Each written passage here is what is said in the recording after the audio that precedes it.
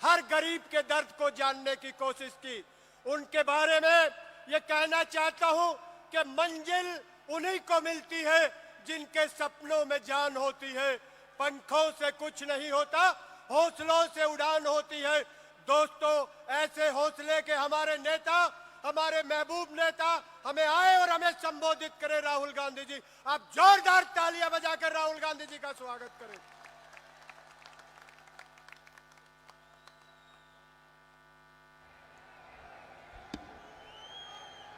काजी निजामुद्दीन जी, राजा बरार जी, इंद्रजीत जी, हमारे candidate Devendra Yadav ji, stage पे Congress party के सीनियर नेता, हमारे प्यारे कार्यकर्ता, भाइयों और बहनों, प्रेस के हमारे मित्रों, आप सबका यहां बहुत बहुत स्वागत, नमस्कार। कैसे हैं आप? सुनाई नहीं दिया, कैसे हैं आप? अब मैंने कह दिया कि प्रेस के हमारे मित्र हैं, बट ये हमारे मित्र नहीं है। ये अदानी जी, अंबानी जी का काम करते हैं, मोदी जी का चेहरा दिखाते हैं, नफरत फैलाने का काम करते हैं। करते हैं, नहीं करते हैं? लड़ाई विचारधारा की है। एक तरफ बीजेपी, आरएसएस, दूसरी तरफ कांग्रेस पार्टी। वो नफरत फैलाते हैं, हिंसा करवाते हैं, लोगों को डराते हैं। और हमने साफ कहा है, जहां भी ये नफरत फैलाएंगे, जहां भी ये हिंसा फैलाएंगे, हम वहां मोहब्बत की दुकान खोलेंगे।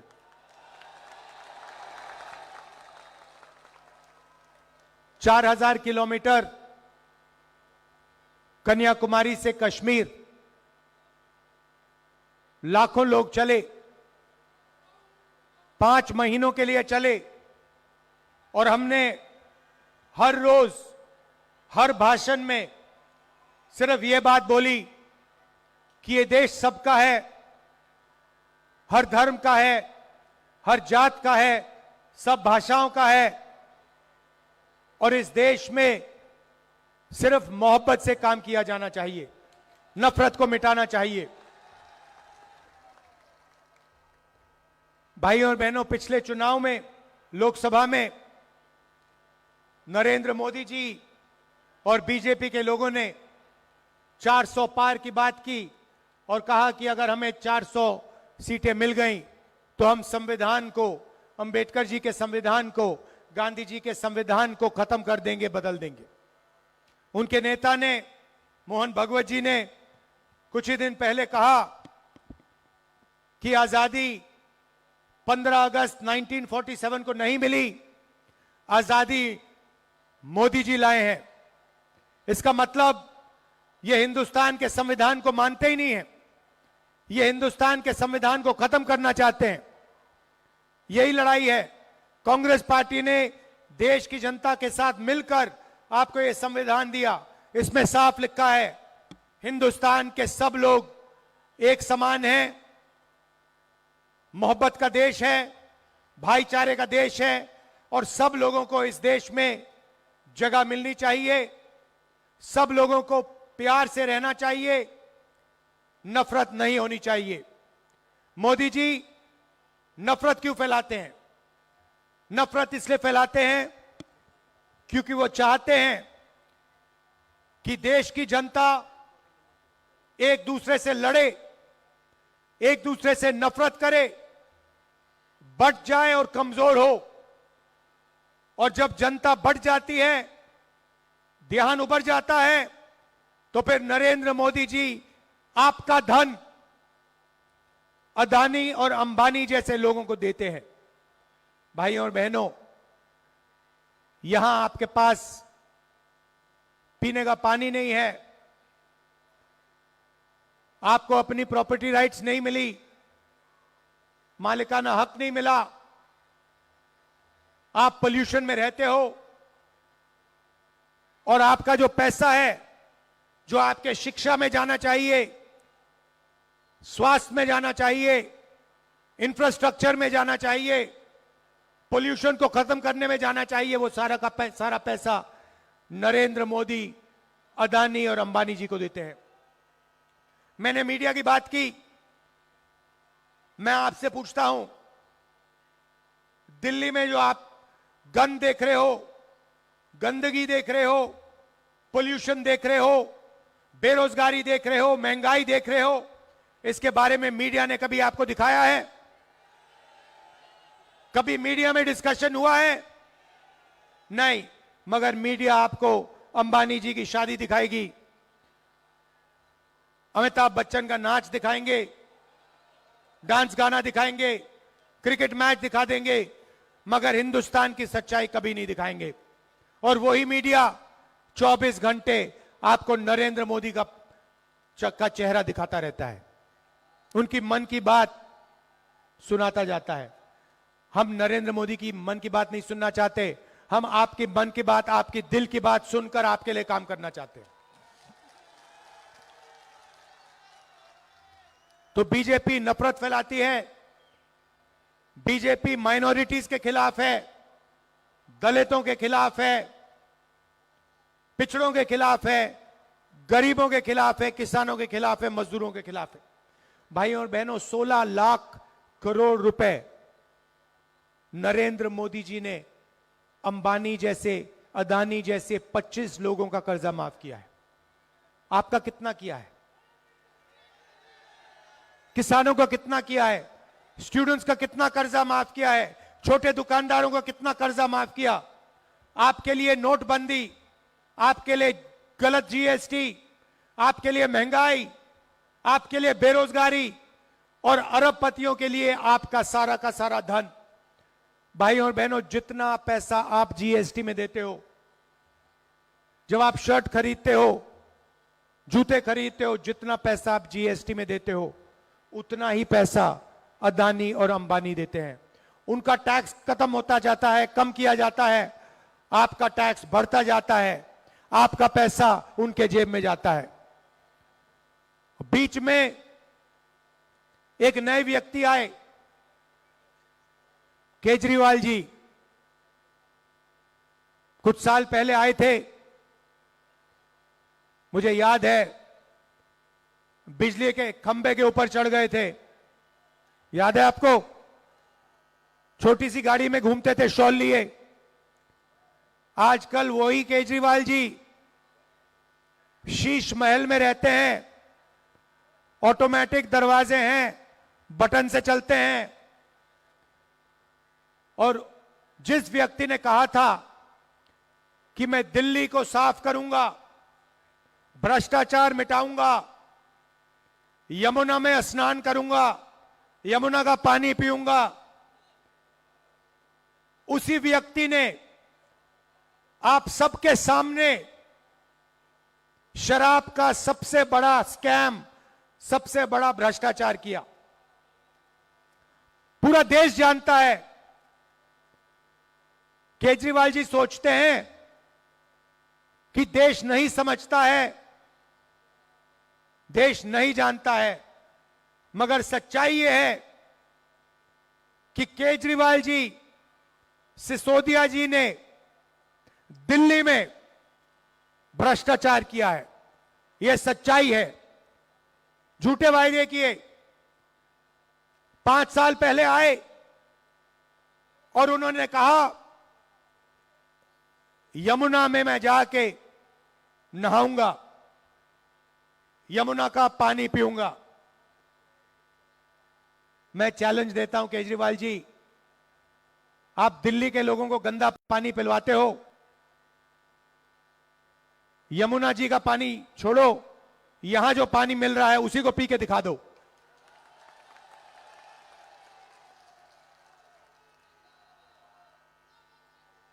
और सबसे जरूरी बात देखिए, बीजेपी हिंसा, नफरत फैलाती है। यहां पे आप याद रखिए, जब यहां पे दंगे हुए, जब यहां लोगों को मारा गया, दिल्ली में लोगों को मारा गया, याद रखिए केजरीवाल जी और उनके पार्टी के लोग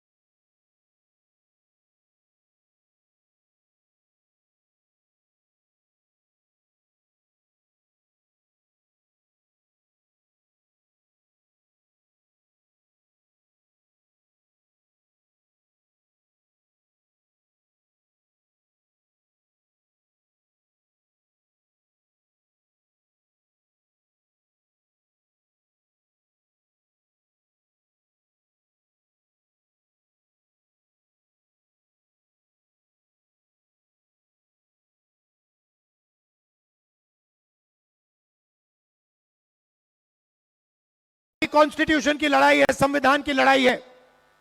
और देश में दो विचारधाराएं हैं, एक आरएसएस की विचारधारा और दूसरी कांग्रेस पार्टी की विचारधारा। एक विचारधारा जो संविधान को खत्म करना चाहती है, जनता को बांटने का काम करती है, नफरत फैलाने का काम करती है, और दूसरी विचारधारा जो इसकी रक्षा करती है, नफरत को मिटाती है। हमारे जो सबसे बड़े नेता थे महात्मा गांधी जी, आज उनकी हत्या की गई थी। हत्या क्यों की गई? क्योंकि वो नफरत के खिलाफ खड़े थे, भाईचारे के लिए लड़ रहे थे, हिंदू मुसलमान सिख ईसाई को जोड़ने का काम कर रहे थे, दलितों की रक्षा कर रहे थे। इसीलिए उनकी छाती में 3 गोली मारी गई। और किसने मारी? वही लोग जिनकी विचारधारा आज हिंदुस्तान को चला रही है। तो यह पुरानी लड़ाई है, और यह लड़ाई दो विचारधाराओं, दो सोच के बीच में है। एक तरफ कांग्रेस है, दूसरी तरफ आरएसएस है। आप जानते हो, देश के सब लोग जानते हैं कि राहुल गांधी और कांग्रेस पार्टी बीजेपी के साथ कभी भी कॉम्प्रोमाइज नहीं करेगी, नहीं कर सकती।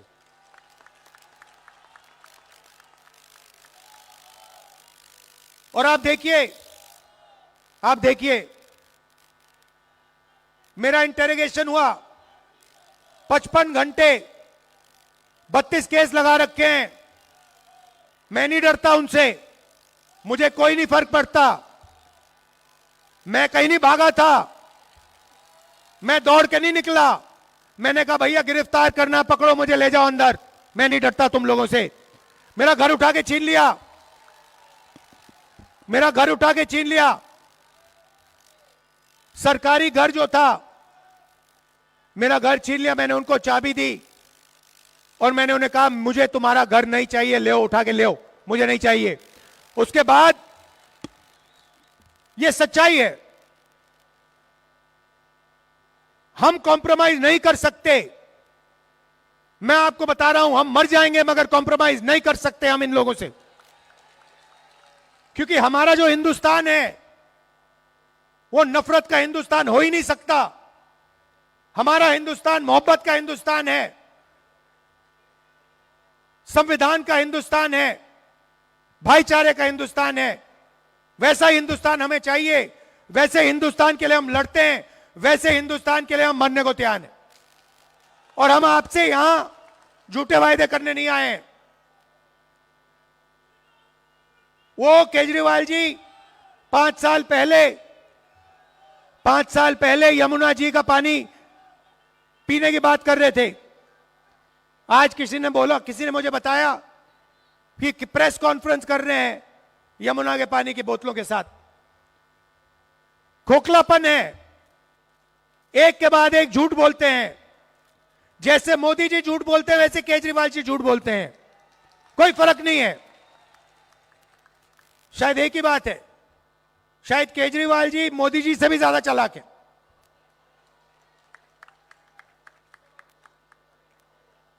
तो मेरा कहना है कि आप एक बात मत भूलिए, आपके साथ कौन खड़ा होता है, संविधान को कौन बचाता है और सच आपको कौन बोलता है। मेरे आप भाषण देख लीजिए, पिछले 20 साल के भाषण देख लीजिए। मनरेगा का वायदा किया, मनरेगा दिलवाया। भोजन का अधिकार वायदा किया, दिलवाया। कर्जा माफी वायदा किया, दिलवाई। कर्नाटक में मुफ्त में महिलाओं को बस में जाने का वायदा किया, करा। कर्नाटक तेलंगाना में हमने कहा कि महिलाओं के बैंक अकाउंट में हम सीधा पैसा डालेंगे, हमने डाला। छत्तीसगढ़ में कहा किसानों को हम सही दाम धान के लिए देंगे, दिलवाएंगे, दिलवाया। हम झूठे वायदे नहीं करना चाहते, हम नहीं कर सकते हैं, क्योंकि हमारा आपके साथ दूसरे तरीके का रिश्ता है, मोहब्बत का रिश्ता है, इज्जत का रिश्ता है।